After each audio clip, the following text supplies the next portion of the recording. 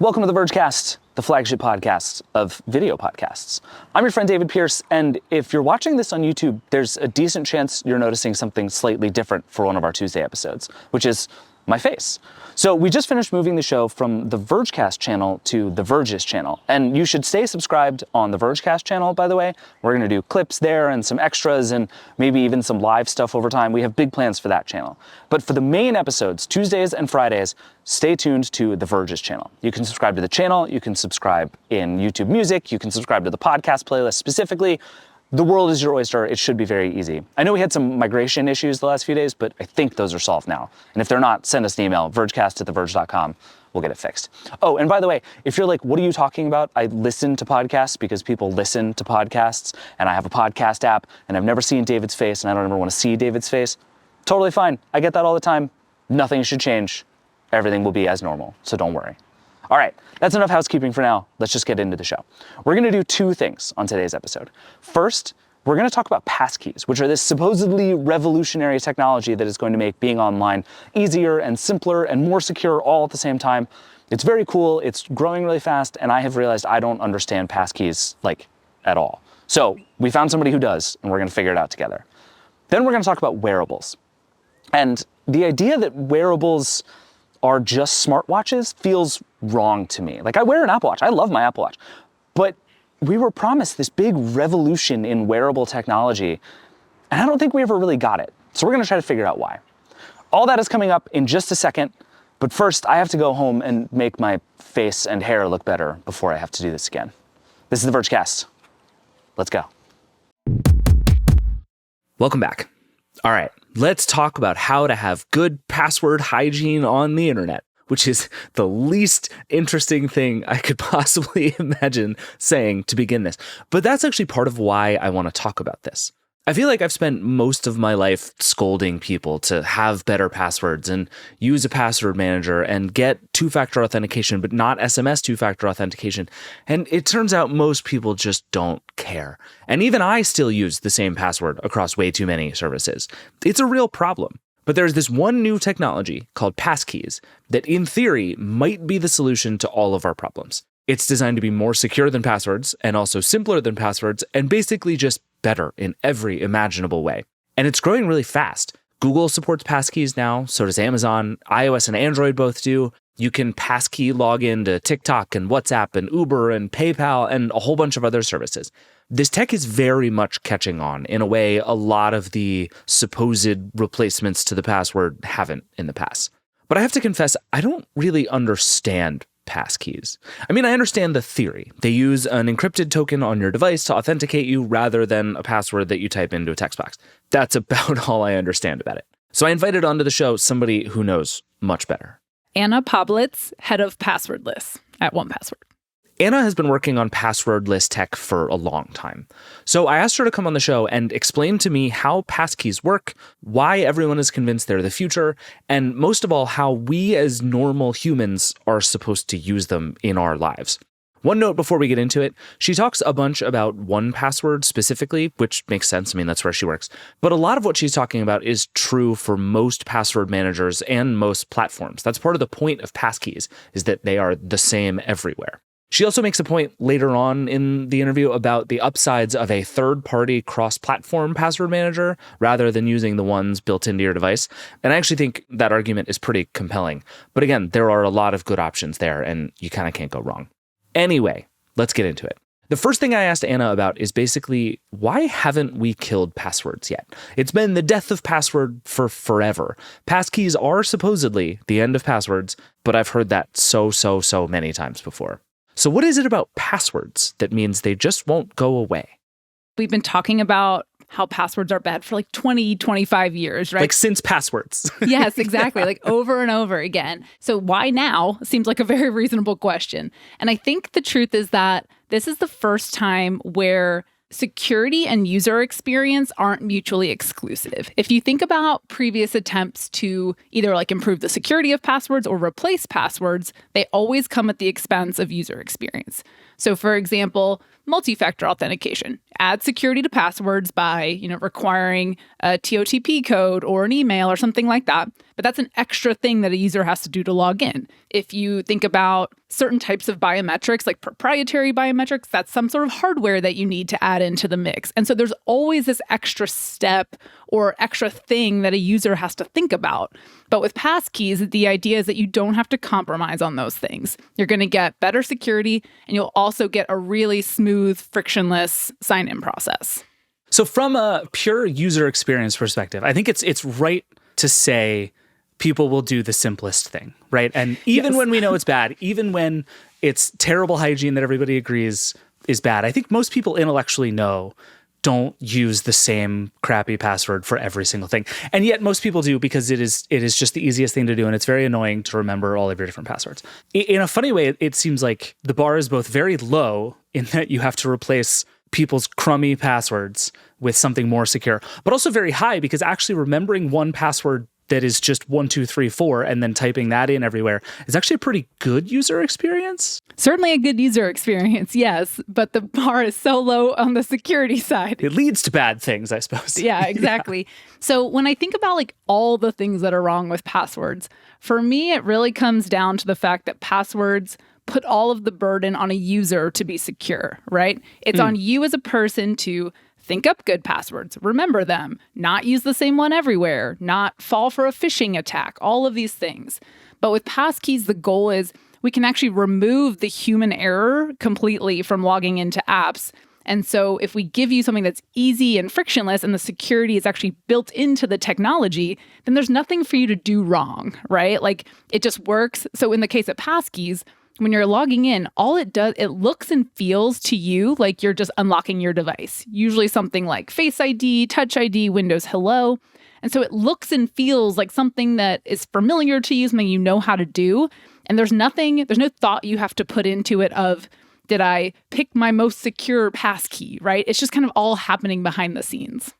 That's really smart because I think so much of this stuff, and we talk about this with sort of security and privacy in all forms on the internet, it all ends in scolding, right? You kind of have to make people feel bad and scare them in certain ways in order to just like beat them into having good behavior. And what it actually is if you give people a better product that is also safer, they'll do it. And if you make them feel bad, they still won't change their ways. And I think what this whole industry seems to be coming around to in a cool way is like, what if we just built better products? And I think that's 100%. Very exciting. Yeah, totally. Like, it's not that people don't want to be secure. I think that's not where this is coming from. That's not why passwords have stayed around. It's sort of just like an inertia. Like it is what people know how to do and it's there. And there's never really been an option that feels a lot better. Like I used to do security consulting for a number of years and we would work with these companies and we'd tell them like, hey, you have a weak password policy or you need to add two-factor, all these like controls around your account security. And especially for consumer-facing applications, they'd be like, I mean, I could, but that's going to hurt my user conversions. People aren't going to sign up for my application. And so that trade-off was never worth it to them, right? But with Passkeys, you can actually, like, we can say, this is actually going to help your conversions. Users will sign up faster for your application. And so all of a sudden, there's also a business reason to use Passkeys, not just a security reason. Yeah, where did Passkeys come from? I feel like in the time I've been covering this space, there was a minute where it was like everybody's going to have a YubiKey, and that's the solution. And then we got into two-factor in all of its many different forms, and I think we went from bad two-factor over SMS to like pretty good two-factor inside of apps like 1Password and Authy and some of the other stuff around. And Passkeys kind of crept up on me a little bit over the last couple of years, but my sense is they've been around longer than most people realize as kind of a possibility and an idea. Like, where did this come from? Yeah, so there's a technology that kind of underlies Passkeys called WebAuthn that's been around for probably about 10 years, I think.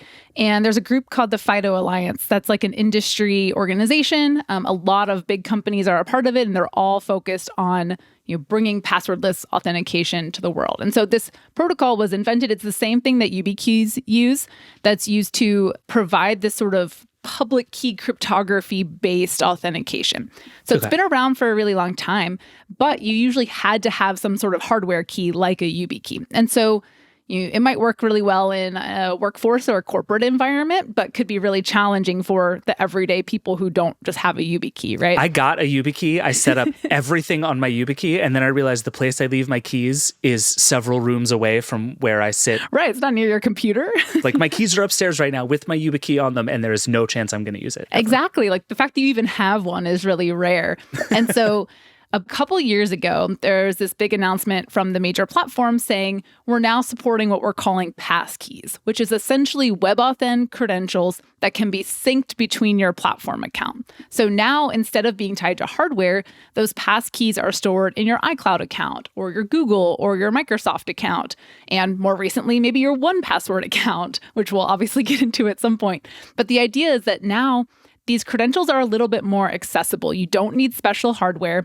They'll sync between your different devices a little bit better to make it a little bit easier for you to access them. And that's been like the big push that you're hearing about in the last couple of years. Got it. Okay. And was there a technical development that made that possible? Like what happened between a decade ago and maybe 2 years ago when this really started to become a thing that kind of tipped it into this is a thing we can do in a real mainstream way now? Yeah, it was really this syncing concept. And so Apple, Google, Microsoft saying like, yes, instead of storing these credentials in like a secure enclave on a device, we can store them securely in your cloud account and we can sync them between these different devices. So in some really, really high assurance environments, that might be a little bit of a security trade-off, right? Because you don't have as much hardware security there. But for most consumer use cases, if you're logging into Home Depot or Netflix or things like that, that's actually still a really good security story. And it's way, way better than passwords. So you're still getting all of those sort of unphishable security benefits of passkeys, but with a little bit more user friendliness. Got it. Okay. Yeah. So talk to me about the unphishable part of this, because I think I was reading through in preparing for this a bunch of the criticisms people have of kind of all of the password replacing technology. And there are two I want to talk about. One is now everything is on my one device. What happens if I lose my device? We'll get to that in a second, because I think that's very interesting. It also just happened to me recently. So we'll talk about that. But the other one is people saying, well, actually, secure passwords are part of the problem. But the bigger problem is phishing, and it's people social engineering their way into my accounts. And actually what we have to solve is that problem and not people having bad passwords, because if somebody can convince me to type in my password on a fake web page, we've solved nothing. But the belief with Passkeys is that they actually solve most, if not all, of that problem too, right? How does that work? Yeah, so there's a few really big security benefits with Passkeys. So there's kind of the obvious of like, there is no user-generated secret type of thing that someone could guess, that they could just, reuse across a bunch of websites and guess. I can't leak you a password if I don't have a password, I guess is something. Exactly. If I don't know what it is, you can't guess it. So that's really big, right? There's a lot of attacks that can happen remotely and at scale that things like credential stuffing are really common against websites. So those things kind of all go away because there just really isn't a credential in the traditional sense. Now, the other big thing is, of course, resistance to phishing attacks. So passkeys are tied to a specific website or domain. And so if an attacker were to make a lookalike site, facebook.com with zeros instead of O's, your passkey for facebook.com will not be used on Facebook, the lookalike site, right? Those passkeys simply aren't transferable. They're not the same thing. Because the key on your phone and the key on fake Facebook just will not understand each other. Exactly. That key won't be used on that site at the device level, at the browser level. There's a lot of protections in place to sort of tie these passkeys to a specific domain. And so at least for that specific type of phishing attack, which is really common, you have a lookalike site, they ask you for your password, and then they reuse it on the real site, that just kind of totally goes away. And I think that's really big, especially right now. There's so many news articles around AI and how AI is making it even easier to make really realistic phishing attacks. This type of prevention of that whole swath of attacks is really, really big and just gives people a little bit more confidence, I think, when using the internet, that you don't have to constantly wonder, is this the real site? Is this a real email? Do I need to double check? I think just giving people a little more confidence in that way is helpful. Well, and there's a weird tension in that, even, that it feels too easy, honestly, using passkeys sometimes, where it's this can't actually be solving my problem. all I did was tap the pop-up on my phone that said, "We cool?" And I said, "Yeah, we cool." And then now I'm logged in. Like, at least with a password, you kind of understand I am delivering something that is a secret in order to allow me in. And there is something to the fact that this is so simple that it almost feels less secure, even though it's not. I don't know. Part of me wants you to like make it seem scarier every time I do it because it'll make it feel more secure. This is actually a very real thing that I think I've seen, that people in the FIDO Alliance have seen when you do research with end users, that they're kind of like, oh, okay, I guess I logged in. Like, they maybe don't even recognize that they actually like registered for or logged into an application. And they're like, okay, I guess that was okay. How am I going to do that next time? Or they don't totally understand. And so there's been a ton of research done on the best ways to communicate to users what's going on, which I think is so important as websites start to roll out passkeys, that the user experience there is just so important to make sure users are like, oh, okay, like this looks and feels like my Touch ID. Like, I understand what I'm doing here, and kind of giving them that experience. But it is really hard, it's silly, kind of silly that, security has to look hard. Like, people are used to security being hard for it to work. And so it's kind of breaking that stereotype. And that kind of goes to the other piece of feedback I've seen a bunch about passkeys, which is that we've all been trained now that you have to have two factors, right? There's the thing you know and the thing you have. And the thing I know is my password, and the thing I have is my phone. Great. That is better than just a password. And there's something to kind of compressing all of that back down into a passkey that, like, I don't even remember. I like tweeted or something about passkeys in 1Password being like, this is cool. I can now have all of my stuff in both apps. And I got a bunch of responses from people being like, that's not 2-factor security. That's 1-factor security because it all just lives inside of 1Password. And I was like, I don't think that's true, but I'm not. Yeah. But I sort of see the point, right? Where it's now, as long as I'm holding my phone, there's no other jobs to do. And I wonder if part of that is, again, you're sort of obfuscating the steps in the name of simplicity that actually makes it feel like I'm not doing the hard work of being secure anymore. Yeah, I think that's really fair. And I think, we've talked about these traditional authentication factors, something you know, something you have, something you are, or whatever. And talking about passkeys in that sense is like a little bit confusing, but I think I kind of do it anyway to help explain to people. I think the easiest way to think about it is it's something that you have. It's whatever device you're currently logged on to, say your Google device or your 1Password, whatever your 1Password, your browser extension or your desktop app. And then it's also something you either have or are or know or something like that, depending on, it's either your Touch ID, Face ID, your PIN, your 1Password password and secret key. It can be like whatever that other factor is that you're actually using to log into the account where your passkey is stored. But there's always a little bit of a like device ownership aspect to that, which kind of gives you that second factor. And so it's a little bit like square peg, round hole, but I think you can kind of roughly put passkeys into that bucket to help people feel a little bit better about that. Okay. Yeah. So the two factors then, if you were to sort of boil it all the way down, would basically be my phone and the information required to log into my phone. Exactly. Yep. Which is two things. Yes. And I think, ironically, back to the like, this is almost too easy thing, I think if you were forced to type in your passcode every time, it would make more sense. Whereas with the Face ID or the Windows Hello, it almost happens so fast that you lose track of it. And it's like, well, I didn't have to authenticate anything. And it's like, no, you did. It just happened really quickly and automatically, which is a great thing, but kind of an alarming one to get used to at first. Like it certainly took me a few tries to realize, oh, it's doing Face ID every single time my passkey comes up because that's part of the authentication process. Exactly. And I don't think people think about that when they're just unlocking their phone to use it. Like they don't necessarily think too hard about it. It's just become sort of second nature. But maybe it was like that at the beginning and it was like, oh my gosh, my phone's not locked. But yeah, I think it's like you almost don't notice because you're so used to using your Face ID or your Touch ID for all sorts of things, right? Like a lot of apps use that technology just to unlock an app. And so the idea is we are using the thing that's familiar to people. It's just getting people comfortable with that technology in a new context, like a website or an app. What do you make of the idea of tying a lot of this stuff to a device? I think on the one hand, phones are sort of inextricable parts of us at this point. Like my phone's right here and my YubiKey is upstairs. Like that is a telling fact, right? But at the same time, I had this moment the other week where I woke up one morning and my phone had updated overnight and was bricked. The touchscreen didn't work. I couldn't do anything. And I had this moment of realizing like, oh, I can't do two factors because I can't get SMSs. I can't see them anymore. I can't get into my 1Password account because it's just sitting here on my phone. I can't text my wife. And like, I had this crazy moment of being like, oh, I am way too reliant on my phone to work and have a charge and be sitting here nearby me all the time. And otherwise my life kind of falls apart. And I think there is a reflexive worry that people have about that it's like the nice thing about having a bunch of insecure passwords stored in my head is the battery doesn't die. Yeah, they're always there. Right. And so like, is it the right path to go down, you think, to tie it to these devices in that way?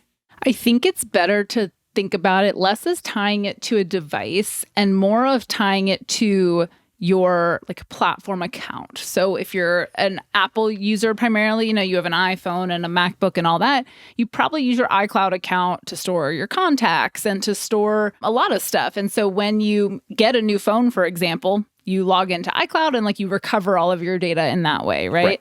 And so I think thinking about it that way is a little bit more realistic, to be honest, of sort of the current state of Passkeys, where it's challenging. It's the same way like you lose your phone, it's really annoying to recover all of that data, but Passkeys will get recovered. If you think back to like the old WebAuthn days, your Passkeys were like impossible to recover in that situation. And so that's one of the big problems we were trying to solve, is to make account recovery a little bit more possible. I think that's also a really big benefit to using something like 1Password. So I use a MacBook laptop, but I have an Android phone. And so I have this like cross-platform situation in my life that isn't really ideal for Passkeys, to be honest, because a passkey on my Android phone doesn't really naturally translate to my MacBook. It's this really kind of weird QR code experience. But instead, I use 1Password for everything.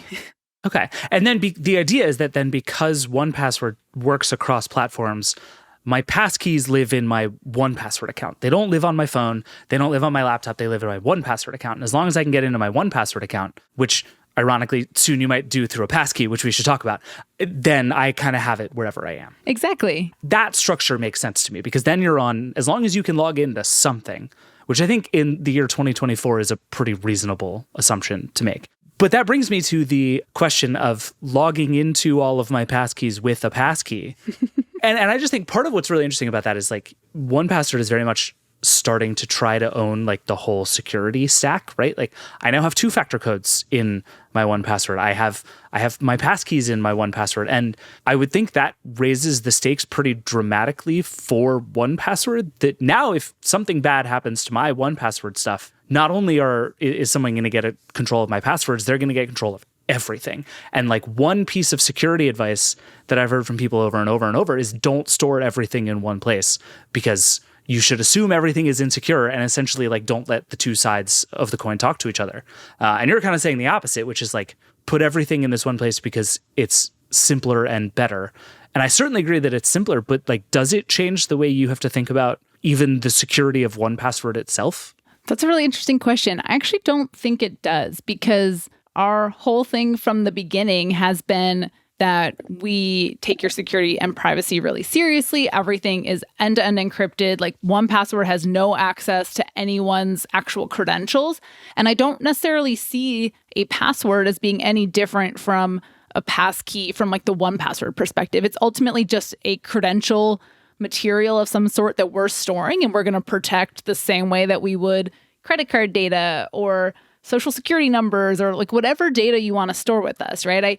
I try my best, instead of saying password manager, to say credential manager or something along those lines, because it is so much more than passwords and has been for a really long time. And so I actually don't think it changes our security model that much. We're always looking to like upgrade that and like what can we do to improve, which is where, obviously using a passkey to sign into 1Password comes in. Right now we have that password and secret key sort of model. We have like SSO support if you're a business customer, but for the most part, it's kind of that 2-factor. The secret key is sort of a device key. And so we're always looking for ways to upgrade that, which is why we've been exploring passkey login, which would be really incredible to add to 1Password. Yeah, why does that feel like the right way to do the sort of master login? I think part of what I'm getting at here is I think what we're boiling down to is there being one sort of crucial login, right? Whether it's the passcode on my phone or my master password for 1Password, like there is going to be one thing I have to know And that is the thing that opens up everything else. And I think with phones, one reason people are nervous is like the Wall Street Journal did a bunch of really good reporting about people having their phones stolen and their passcodes read. And that becomes even scarier in this world where my passkeys also live on my phone, because now all you need to know is the 4 digits I use to log into my phone, and you can have everything. And with something like 1Password, now it's like I literally don't know any of my passwords except my 1Password password anymore, which I think in a lot of ways is the intended behavior. And that makes sense to me. I don't reuse that password anywhere. I don't even have that password written down anywhere. It's the 1Password I have memorized. But now you're trying to even replace that. Why? Yeah. So the good news is, like in 1Password's case in particular, so I'll speak really just about that. But you have this password and you have this secret key. And so even in just the state of the world right now with 1Password, if someone were to get your master password, that really long one, the one that you have to remember, they actually still can't get into your 1Password account unless they also steal a device that you have 1Password on already, which is really great, right? That's a good starting point. But now what if we also make it even harder for someone to steal that password because it's not a password, right? It's not even something you know. Now, yes, that passkey does have to then live somewhere, right? So it has to live in your platform account or in a YubiKey or something along those lines. So there is kind of this like vicious cycle of where does the final passkey live? And I don't know that that's like a perfectly solved problem right now, but still a way better experience than right now. So we're working through it. Yeah, I agree with that. I mean, it is just really interesting. I think you're exactly right that at some point there is the one thing, and the question of what the one thing should be, I don't know that we know yet. I don't know that we've answered it. And I think the idea of it being a hardware thing that lives on my keyring makes a lot of sense, but has downsides. There's like the perfect version of it would be like it lives in a safe somewhere far away where no one can get to it. But that obviously is a disastrous user experience. But also somehow you can get to it. Right, yeah. Exactly. I can teleport into it when necessary, but that's it. Yeah, do you have any sense of what the best available version of that is? Is it your phone at the moment? Like the device you have? Yeah, I think the current state of that is, we recommend that your passkey for 1Password lives in whatever your platform account is, or a YubiKey, right? In your iCloud, your Google. We typically recommend that you have a backup because obviously if you lose it, it's just kind of a pain, to be honest, to recover if you kind of lose that master one. So we recommend you have some backups. And so that's kind of the state of the world right now. I think in an ideal world, it's something much more about your real life identity, like your human identity that can identify you to a computer, right? And like none of that stuff is real yet, but there's a lot of really exciting things that people think about in the future and are working on of ways to kind of like tie those things together, but in a way that also still is like privacy preserving in some way, right? It still protects your identity online, but it makes a stronger sense of who you actually are on the internet. And how broad can passkeys be in that sense? I mean, you mentioned wanting to log people in quicker and making the case that they're more likely to complete transactions that way, right? I just think about the number of carts I have left unpurchased because typing in my address and credit card number is really annoying. Like, much less setting up an account. Even the like guest flow is a giant pain. Can passkeys be a store of information beyond passwords in that sense? Is that even a thing people are thinking about? It definitely is. It's not really inherent in passkeys themselves, but there's a lot of sort of like additional like wallet type of technology or other types of technology that people are talking about and working on that is kind of like that, where it's more about other information that's being stored. It's almost like that password manager experience, right? Where you can store your address and your credit card information to autofill because no one likes that. I don't want to have to make an account. I want to be able to check out as a guest, but I don't want to type all that information. So there is a lot of work to be done on like doing that in a more like cryptographic, secure way like passkeys. But the technology as it exists today doesn't really support that just yet. It's really exciting, though. It is really exciting. I mean, and that's the kind of thing, if it goes from I have to type in all of this information about me on the internet over and over ad nauseum to I have a secure version of all the relevant information about me and I can just dole it out in secure ways whenever I need it, like that's just a better internet. That's how this should all work. That's the dream. Yes. And it does seem like increasingly the companies who are storing things like my home address and my credit card information and my password don't want that anymore because it's a security risk. Like I can't imagine if I'm Best Buy or Home Depot, I want any of the risk that comes with that anymore. So I would think most of these businesses would be psyched to figure out how to make this stuff work, right? Yeah, I think that's the same way that companies would want to get rid of passwords or any really like PII they're storing, right? If they can offload any of that risk and not have a giant database table full of something that people are looking for, I think that's obviously a win, right? And so I think Passkeys solve that security benefit, the sort of compliance regulations around, like there's a lot of good reasons. And I think it's the companies who are excited to make a like user and security improvement. Like those are the companies that I'm seeing like most excited about Passkeys. So if you fast forward, I don't know, 2, 5, 10 years, however long it takes for Passkeys to become like truly mainstream, is there any case left for either having a password that I type into a website or the flip side, having like the login with Google, login with Apple stuff? Like as Passkeys get really good, does everything else disappear, or do those things kind of have their place too? Yeah, I think passwords are never really going to fully go away, but I would hope that maybe like 90% of passwords can go away, especially for the types of apps that we as people just like use every day, right? Our banks, our Netflix, our online shopping, like those types of things I think are kind of perfect use cases for Passkeys. I think there's a lot of good uses for more like social login, like a login with Google or something like that, because maybe they need access to your email. You're sharing other types of information that you get from having that connection. And then there'll probably always be some apps that just use passwords, and maybe it's a password and a passkey as a second factor of authentication or something like that. But I would hope that, for most of the things you're using every day, we could get to a point where passkeys are working for those types of apps.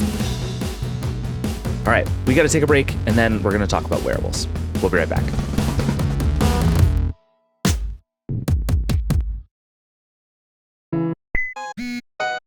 Welcome back. Over the last couple of years, it feels like the wearable industry has boomed. You have the Apple Watch and the Pixel Watch and the Galaxy Watch all getting pretty popular and pretty good, but it also feels like the wearable industry has kind of died. I don't know, it just feels like a few years ago there was all this energy to bring tech to our bodies and give us stuff to hold and wear and clip on that would do all kinds of computer-y things on our bodies in simpler ways. And now there's just smartwatches, and they're basically all just health devices. And that's just what there is now. So is this just the way it goes from now on? Is this what the wearables industry has become and will be forever? To help me figure it out, I grabbed V Song, who is the Verge's wearables reviewer and the person wearing the most gadgets at any given time that I have ever met in my entire life. V Song, welcome back. Hi. How many wearables do you have on you right now? 4. What are they? Are you allowed to talk about all 4 of them? Yes. Okay. I have the Withings ScanWatch Lite. Okay. I have the Apple Watch Ultra 2, the Oura Ring Gen 3, and the Evie Ring. Okay. 2 smartwatches, 2 smart rings. Pure redundancy. So many things counting your step and giving you dubious information about your sleep. Yeah. It's what we like to call a control device. So I actually use the Oura Ring to test all like sleep tracking. Okay. Just because they're like, oh, we're a sleep tracker. They're pretty accurate for certain metrics. So I have that, and my bed also tracks sleeping. So there's just a lot of control devices to control for accuracy. So there do you go. wake up in the morning and get like 6 different scores on how you slept? Yes, I do. That sounds awful. One score stresses me out. I get like 6 different scores, and then while I'm brushing my teeth, I compare all of them, and I go, oh, you're not accurate, or that sort of stuff. So yeah, so that's the behind the scenes of wearables testing. That's good stuff. I gave up on sleep tracking like the 3rd day that I woke up feeling like crap, and it was like, congratulations on hitting your sleep goal. It's like, I don't know if I did or didn't, but screw you. Leave me alone. To be fair, like a lot of sleep tracking is kind of dubious in terms of accuracy. Yeah. It's not, when you usually take a grain of salt, take 2 with sleep tracking. Fair. So that's just how it is. Yeah. Okay, but I want to talk about like the state of wearables, because I feel like there's been a bunch of news about wearables in the last few weeks. There was a bunch of stuff at CES. We're in kind of a weird place right now. And I have a bunch of theories about this, but let's start with Fossil, because I feel like Yes. Fossil as a company was trying to do something different and interesting and had a really sort of cool idea about what smartwatches could be. So, it's really sad that Fossil is now a fossil, but like... Well, that's Vergecast, everybody. I didn't make that joke in the actual headline, so I had to do it elsewhere because everyone else was making that joke at me. But so Fossil basically kept Wear OS afloat like almost by itself, because Fossil is not just Fossil, it's Diesel, it's Skagen, it's all these other sub-brands. And for the longest time, if you bought a Wear OS watch, it was a Fossil. So they kind of kept Google going through all of that time. And so for them to actually just like call it quits, to completely exit the smartwatch industry, that's really big. It's kind of just, wow. It says a lot about where smartwatches are at this point in time, in that it's like, you know, there used to be this notion that Apple was its closed garden and Apple was the main smartwatch of choice for iOS users. But it's sort of happening in the Wear OS space now, too, for Android, because it used to be that, you know, Android was the wild west of smartwatches, kind of like phones. Right. But now it's Google and Samsung, also kind of like phones. So that's just kind of where we are. And Fossil leaving, it kind of cements that. And I'm actually pretty sad about it. I am too, because it seems like, and I'm realizing now how long ago this was, but if you go back to like 2017, maybe 2016, 17, there was this idea that all watches, or at least many watches of many different styles, many different price points, whatever, were going to become some kind of smart, right? Yeah. And there was going to be this whole interesting spectrum where I remember I went to, I think it's called Basel World, this like very fancy watch show in Switzerland one year. And it was like the year everybody was into smartwatches. So I was at Wired at the time, and I'm sitting down with all these people as they're explaining like the beautiful history behind this $12,000 watch. And then they'd be like, and also Bluetooth, wired. And I was like, all right, cool. But I liked that idea. And it was like, Withings was doing cool stuff with that, this kind of like hybrid smartwatch idea where it looked like a watch, it looked like a piece of jewelry, but also still had some tech in it. And it feels like everything on that spectrum that isn't an Apple Watch or something that looks like an Apple Watch is just gone. Like we've just given up on that idea almost entirely. It is really weird because for right now, in the last couple of years, actually, smartwatches have just like slowly consumed everything. Like, where has the budget fitness tracker gone? China. That's it. Like that's where most of them are at the moment. And it used to be that Fitbit had its own. Fitbit was the word that everyone used, even though it was a brand. They used it to mean fitness tracker. It was Kleenex, like in a really real way. Yes, it was Kleenex. That's what Fitbit was. And now where's Fitbit? James Park has left. Right. Very suddenly during CES, I like woke up and I was like, Are you kidding me? I'm at CES, please. Are you kidding me right now? But yeah, so that's kind of where Fitbit is. And it is really just the Apple Watch, or the Galaxy Watch, or the Pixel Watch at this moment in time. And that's really sad. But to your point, Fossil really embodied that idea of we're going to have so many different smartwatches in so many different form factors and so many different like styles. There was the Kate Spade watch. There was they bought Misfit for a while. It used to be Misfit. Right? They had so many cool ideas. They did. And like the touch bezel that Samsung basically managed to actually execute and all of that stuff. But there used to be a joke I would tell my editors. It's like, it's a trade show. I'm going to go to Fossil. And I did this at Gizmodo a few times where I was like, I'm not going to cover every single watch that they release because there's going to be 20 of them.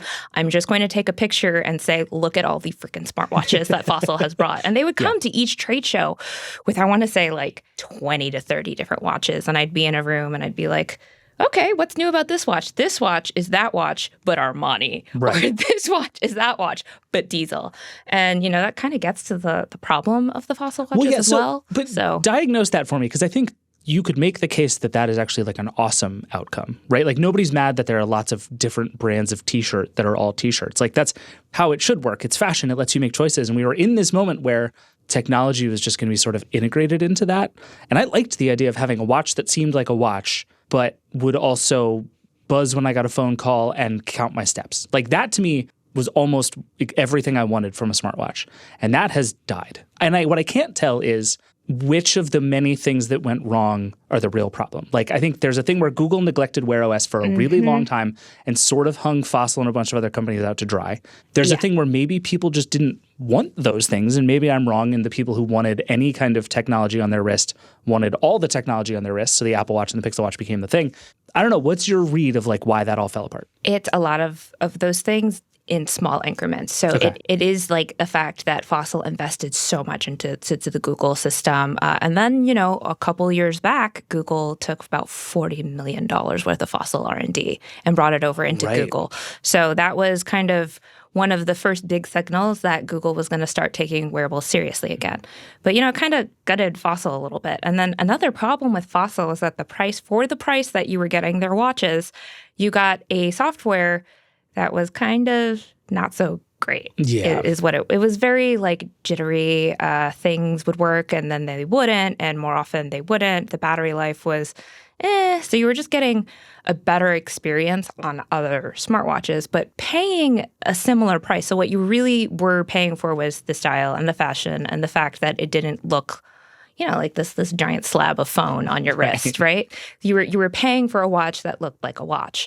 And then I think another aspect of it is that the people who are going to go for something like Withings and the hybrids is that they are people who are not going to be buying on an upgrade cycle very frequently.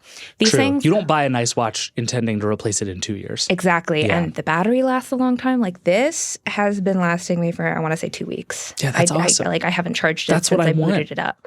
And that is what a lot of people want, but those people aren't the ones going out buying and upgrading every single year. Right. So that's not making the company a lot of money. So it's one of those paradoxes where planned obsolescence is a shittier product, but it makes the company a lot more money. Yeah. So that's kind of the conflict that you have there. And I just think the other issue with Wear OS 3 and that transition is that Google clearly put Samsung first, because everything comes to a Samsung watch first. Right. And then it'll come to Google. And then everybody who isn't Samsung or Google kind of gets the short end of the stick. Mobvoi was the other really well-known Wear OS watch alternative. And they didn't get Wear OS 3 upgrade until, I want to say December. Oh, wow. Like this past December. Yikes. It was a thing where Mobvoi users were like, hey, you told us that if we were going to buy this particular TicWatch with the 4100 chip, we were going to get Wear OS 3. And basically, they waited until December. That's when the rollout happened. And Wear OS 4 is already here. Right. So now they're just like a generation behind. They're barely catching up. And they don't even have Google Assistant on their wrist. Oof. And Fossil did have Google Assistant, but they also had to wait a really long time to get that rollout out. So I can understand where, from Fossil's perspective, they were just like, okay, we didn't even know Wear OS 3 was happening until you announced it. Right. What the hell? Yeah. So, I had a sense something was not kosher because Fossil had a very, very regular update cadence. And they missed it. Like 2023 was when the Gen 7, if it was going to come out, nothing. And they really were the one company you could rely on to keep caring about this for a long time. Every single year. So CES is up and down with wearables, but every single year it would be, I would reach out to Fossil and be like, hey guys, what you got going? And they're like, hey, here's what we got going. And this year I reached out and they're like, we're not going to be at CES. And I was like, excuse me, hold up. Who's he what? Like so many just alarm bells were going off. And I think I reached out to them end of November, early December, and we were talking for a while. And it wasn't until after CES even that they got back to me and they're like, hey, we out. So, yeah. So that makes me sad, I have to say. And the other part that makes me sad is I think we skipped past the fitness band thing way too quickly. This is a thing you and I have talked about before, and I still believe this very strongly, that the original Jawbone Up was a perfect gadget, and there should be more of them. And I don't want to watch, but I want something on my wrist that tracks basic things. What it seems to be is that instead of bands, rings are going to be that thing. It seems like the big bet now is that if we're going to do a non-screen, long-lasting, simple kind of wearable, everybody seems to think rings are the thing. I mean, rings are big this year. At CES, there were more rings than I could count. I would be like, I've seen all the rings. And then I'd turn and I'd be like, nope, there's more rings. And from names that I had never heard of before. So I was like, is it just because Aura worked? Aura's been in this for a few years. The product seems to do really well. I feel like the viral marketing for Aura is very good because you watch a podcast or you see somebody on TV and it's like a tech CEO in a vest and there's like a 1 in 2 chance they have an Aura ring on. And it's not just the tech people. It's the celebrities. Jennifer Aniston has true. an Aura ring. A bunch of sports stars have it.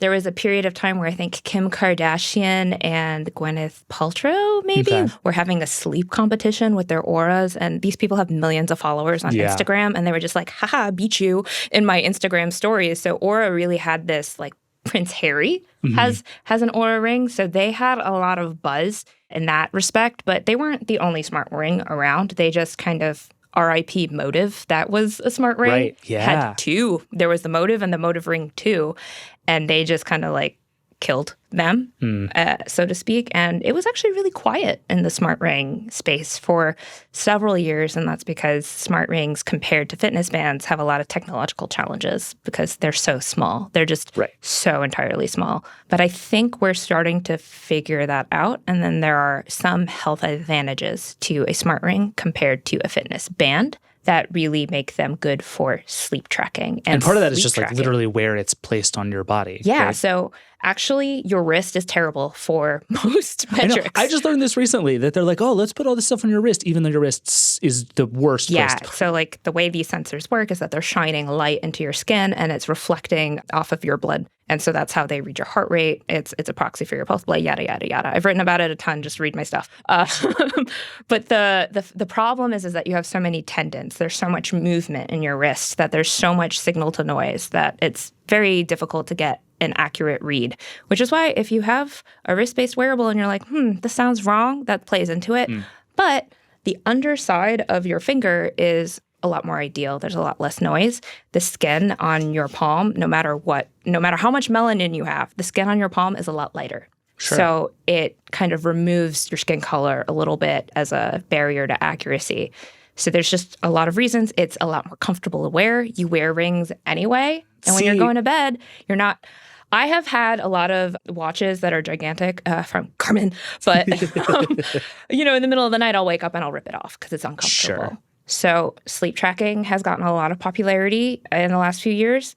This is the ideal form factor for it. So that's kind of why. Sure, I agree with that. I will say the thing that I've had trouble with rings, and the Aura in particular, is one that I would say like every 3 months, I'm like, I'm going to become an Aura person again. And I pull the one out of my drawer, I charge it, I put it on. I like it for the step tracking. I like it because the battery doesn't die all the time. I'm like forever being driven crazy because my Apple Watch battery seems to always be dying. No matter what is happening, it's always dying. And the Oura Ring is like a sort of light tracker in a way that I really like. I cannot type with that thing on comfortably. Really? And part of it is probably just that I'm not used to it yet, in the same way that like when I started wearing a wedding ring, it took me a while to get used to it. Now I don't even notice it on my finger. But like it's a pretty chunky thing. I mean, and it bangs around on the palm rest of my computer. Like, I grant that I am not used to wearing chunky rings, and lots of people are used to wearing chunky rings, but it was harder for me to get used to having on my body than I expected it to be, actually. Well, yeah, like if you're in fashion, you definitely have a statement ring, right? This is not statement ring size, but it is chunky. Like I have several rings on my finger right now. And like the normal, not smart rings are much thinner. Right. It actually kind of looks funny when you just like, guess what the smart ring is. I mean, it's like you're wearing 4 rings and 2 of them look like brass knuckles. Yeah, that's basically what it is. And a lot of that is the tech. Yeah. There's just like, it's a miracle that they can make it this small. It's actually a miracle that this particular version of the Oura Ring is completely round. That was a huge engineering challenge. It had the little flat tire for a long time, right? Yeah, the flat tire is where they put the battery because when you have a flexible battery, it's very difficult to make it round. So there's just all these like technical challenges that come with smart rings that make them big, because I'm like, this is pretty good if you think about what a smart ring is. And I always get our readers and some people in my DMs just like, I'm not getting it until it's as thin as a regular ring. It's like, okay, you'll be waiting for a while. Yeah, like, you will be waiting for a very long time. So, but then in that case, I understand why these things would exist, right? Like the size of Aura's market makes sense to me. There are people who want the things that it offers. What I can't figure out is why somebody like Samsung would make this. Because especially the thing we've learned over the last bunch of years is that, like, A, you're right, ecosystem is important, but B, the market even for a smartwatch is significantly smaller than the market for a smartphone, at least right now.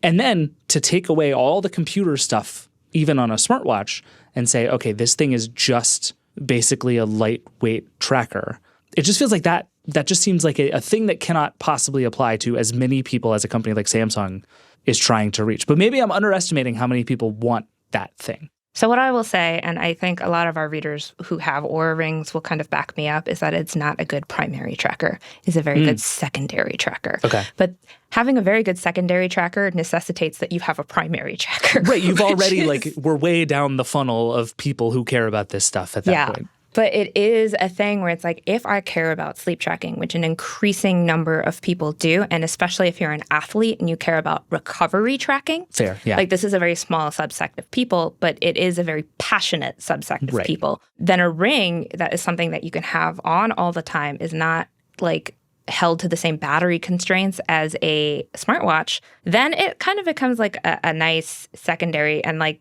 I know I'm crazy because I have 4 wearables on right now. No, I think you're the average user. Yeah. I'm totally the average user. But basically, I will say that I definitely am like, oh yeah, if I have an Oura Ring and an Apple Watch, that is the perfect health tracking kind of combo. But you have to care about health tracking, which I think the thing that makes wearables, this subsect of wearables, the hardest is that fitness and health is a very, very hard habit to develop. Mm-hmm. Well, and this is kind of where I've landed with smartwatches, right? I think it's definitely true that the most useful thing the Apple Watch does for the most people is the health and fitness stuff. I totally buy that. I still think that's only one slice of the pie of like reasons to buy an Apple Watch. And there are lots of them. And I think Apple used to think the like get notifications on your wrist slice was the biggest. It's not. The health and fitness one is clearly the biggest. But it's still, I'm making up the numbers, but like that's 40% of the thing. That leaves 50 other things that comprise the other 60%. And as we get to these other things, we're just pulling all of that away. And so what I keep trying to figure out is like, is Samsung going to try and figure out how to put like a microphone and speaker into the Galaxy Ring 2 so that I can talk to my assistant through it? Or are we just going to get to the point where this stuff matters enough to enough people that it's a real business? I think it's going to be probably the latter, just because, my family is full of doctors, and my grandpa was like Mr. Doctor in our family. He was the most esteemed one, and he would always tell us that your health is the most valuable thing you have. If you don't have health, your life kind of it's not what it could be. It's one of those things that I think the longer that we live, the more technology advances, the more that we know about our health. Like, I think that's going to kind of impress upon people that I want to live longer. I want to see my kids. I want to be able to, do things with them. That's going to become more important to people. And the thing that really stymies that is that health is not built in spurts. It's not in New Year's resolutions. It's in tiny things that you do every day. And that's very, very, very difficult for most people to make that behavioral change. It's the number one thing that I think stands in the way of wearable adoption and battery life.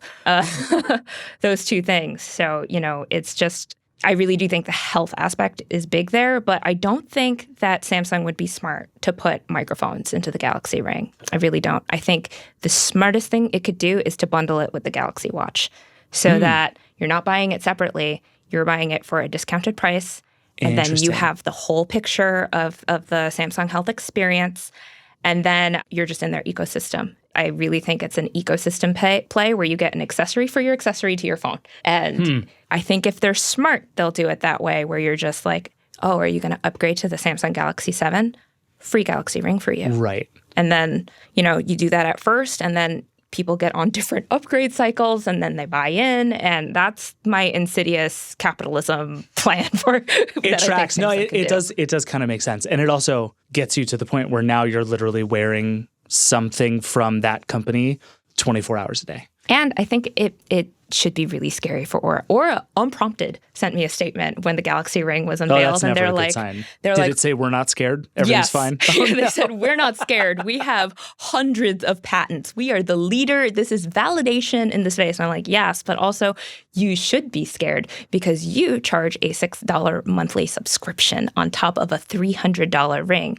Samsung can go, oh, we don't need a subscription for you. Right. Yeah, here, have some rings. Have some rings. Yeah. Have it with our watch that also doesn't come with rings. We've also spent 2 years beefing up our sleep tracking features. So yeah. So I think Aura's. I don't think they have to worry now, but they should be a little concerned. Is what I think. Yeah. Yeah, that seems right. That has a lot of the vibes of like when Slack took out that full page ad when Microsoft Teams came out, being like everything's fine. We think our product is terrific, and that went super great for Slack. Last thing, then we got to go. Should I just give up on my idea and dream of the like wearable computer as a thing? Like ever since the beginning of the Apple Watch, I have loved the thesis of the Apple Watch originally, which was basically like we want to build a new, simpler, lower touch, more personal device for you to use instead of pulling out your phone all the time. And I think like if I were to get real galaxy brained about all of this, right, it's like you come back to all this AI stuff that's happening and the stuff we're doing with voice and with transcription, and you can get to the point where like, okay, maybe actually talking to my wrist is going to quickly become a thing I can do and it will be good. And at the same time, all of these products are running away from that stuff and toward health and fitness. And so one of two things is either going to happen. It's either going to come back around, or it's just, these are just going to be health and fitness devices, and we're either going to have to invent something new, or the phone is going to continue to be the computer. Which one do you think it is? I think in the short term, the latter, but in the long term, the former. So you think we might come back around eventually? I think we are going to come back around, and you can see it with AR glasses. They are real. I just don't necessarily think it's going to be your wrist. I think it's going to be your eyes. So like, it's those Ray-Ban Meta glasses are like... It's pretty wild. You put them on and it's like, oh, I kind of get it now. Yeah, like I get it. Yeah. Once they figure out how to do actual AR and not mixed reality, that's going to be, it's going to be a lot. But the thing is like when you wear something on your body, that's health. Right. That requires the FDA to get involved. Like we've been talking about smart contacts for a long time. There's various prototypes in that. But when you are shining light into your eye that way, that's are you going to burn your retinas off? Whole thing. We don't know, right? We don't know. That's my theory is that why in the last versions of iOS and watchOS, they included vision health for children, because children's vision health, if you mess up your health as a child, you can't really get into a Vision Pro, can you? Man, speaking of ruthless capitalism, like we're gonna save children's eyesight so they can use our headsets. But actually, I really do think that's it. Yeah. I really do think that's part of the thing because, smart glasses leave out a lot of people who don't have normal vision, including myself with my terrible astigmatism. But I really do think that we're going to go all the way around. It's just that we are in the very baby ages of wearables. It might feel like we've gotten really advanced, but we are super early on. The tech is not there yet. It's not miniature enough yet, as we saw with the Vision Pro. It's here to sell you on a future, and that's what smartwatches are here. The Ray-Ban Meta glasses, that's what they're here. Like the Oura Ring. These are all selling you on a future that hasn't arrived yet because technologically it's not possible yet. And are we going to get non-invasive blood glucose monitoring? Someday. But they've been working on it since 1975. I shit you not. They've been working on it since 1975. It's going to take a long time. There's a lot of advances that have happened in the background, and I talked to all these vendors, and it's really cool what they're doing. They got to deal with the FDA clearance process, and that will take anywhere between 2 to 4 years, depending on how much money and testing capabilities they have and the mountain of paperwork that they want to do. They have to do it in a medical facility. They have to have the security protocols in place. It's a lot of work. So yeah, now wellness, future health. That's kind of the trade-off that they're making. Okay. And then long future, David gets his wrist computer. Long future, David gets his face computer, his wrist computer, his finger computer, all the computers. You will be a computer. This is all I've ever wanted, V. Thank you. All right, we got to go. All right. V, thank you as always. All right. All right, we got to take one more break, and then we're going to get to the Vergecast Hotline. We'll be right back.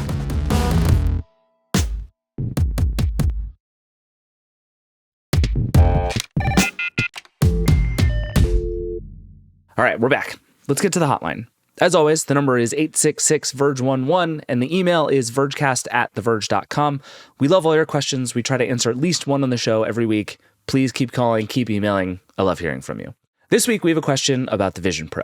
If you're tired of hearing about the Vision Pro and Apple and headsets and the whole thing, I'm really sorry, but it's what everyone keeps asking about.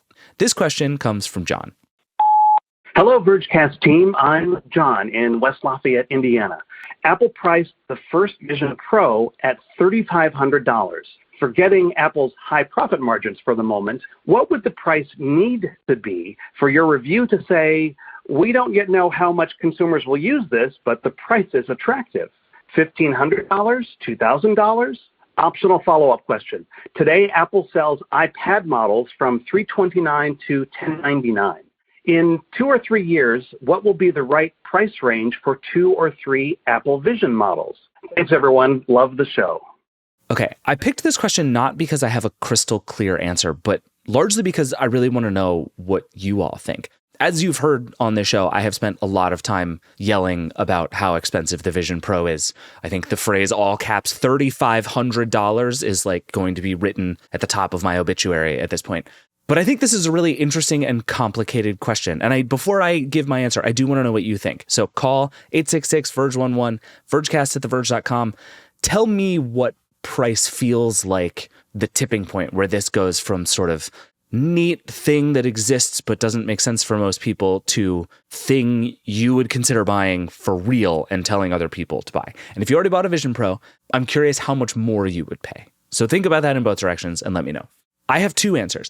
I think the consumer price to make regular people buy this thing in huge numbers is $999. I think we're a long way away from that. But I think when you can get a $1,000 version of this that is basically a very good iPad, it's a good entertainment device, it's a thing you don't have to use all the time to feel like you got your money's worth, that's a nice price for that. It's right in that high-end iPad range. It's what you'd pay for a really good computer monitor. It's about the price of a MacBook Air. It just feels like that is kind of the top line. Buy this device. It'll be cool and fun. You'll love it. In my dreams, we're more in like the $599, $699 kind of game console price. But I think Apple is Apple, and at $999, this thing would do just as well. But also, at $1,999, $1,999, I think the Vision Pro as it exists now becomes an order of magnitude more compelling. At that point, you're in nice MacBook Pro range, and it's very much still a pro device for pro people who want to use it for pro things. But even still, it becomes hugely more palatable. I mean, think of all the people who spent $1,600 on a studio display or are happy to upgrade their own PC for $1,000 just to get a little more performance and a little more memory and all that kind of stuff. Those are the sorts of people who I think a $2,000 price tag feels right. This is a great television. Like you could honestly at $2,000 say, this is the best TV. It's cool to wear. You'll love it, but it's a television and it'll still be compelling to a lot of people at $2,000. $3,500, you're just out of that range, at least for me. And I would guess that long term, based on what I've seen so far and the way people are talking about it and the way even Apple talks about the Vision Pro, I think this thing will end up covering that gamut. I think this lands kind of in MacBook range where you can spend $1,000 for the cheapest one. And I think the cheapest one ends up basically just being a screen with apps. It's an iPad on your face in a very real way. And I think for $1,000, that's going to be compelling to a lot of people. Over and over, the thing that I'm hearing is that people like this most as an entertainment device. It's a way to sit on the couch or lie in bed and watch something. That's what people buy an iPad for. And I think you can get to a point where if you're Apple and you can sell basically an iPad, but it's cooler to use, you don't have to hold it in your hands, which is actually valuable for a lot of things, and it has all this kind of gaming and productivity upside, I think you can sell the base thing for $1,000. And then for more stuff, more power, more productivity tools, more ability to like do cool stuff, I don't know what they would add into these other things other than just better specs. That's how you get up to $2,000. So that's my theory, is that this thing wants to land basically on the whole spectrum between $1,000 and $2,000. And when it gets there, that becomes pretty powerful. I think it's going to take a while to get there. I don't think Apple is charging $3,500 for this because it is like a massively greedy company. I think this is a very, very, very, very expensive thing to make. And it's going to take a long time before they can sell it to you for $1,000 or even $2,000. But when they do, I will stop yelling about how expensive it is. And I'm very much looking forward to that day. But again, tell me what you think. Email us, vergecast@theverge.com. Call the hotline, 866-VERGE11. I want to know how you feel about the Vision Pro price. Would you have paid more than you did? Are you waiting for it to be a certain price? Are you like, David, you're insane. I'm only buying this thing if it's $99. Tell me everything. I desperately want to know. Hit us up. All right, that is it for the Vergecast today. Thank you to everybody who was on the show, and as always, thank you so much for listening. There's lots more from our conversation at theverge.com. We have now posts on the site with all of our show notes for every episode, so if you want to know more about everything that we did, go check it out. Also, like I mentioned at the top, we are now on The Verge's YouTube channel with all of our full episodes, so go like, subscribe, smash all the buttons, say mean things about us in the comments, hit us up. We love hearing from you. This show is produced by Angel Marino, Liam James, and Will Poor. The Vergecast is a Verge production and part of the Vox Media Podcast Network. Nilay, Alex, and I will be back on Friday to talk about all of the Super Bowl streaming mishaps, more headsets, $1 trillion AI ideas, and lots more. We'll see you then. Rock and roll.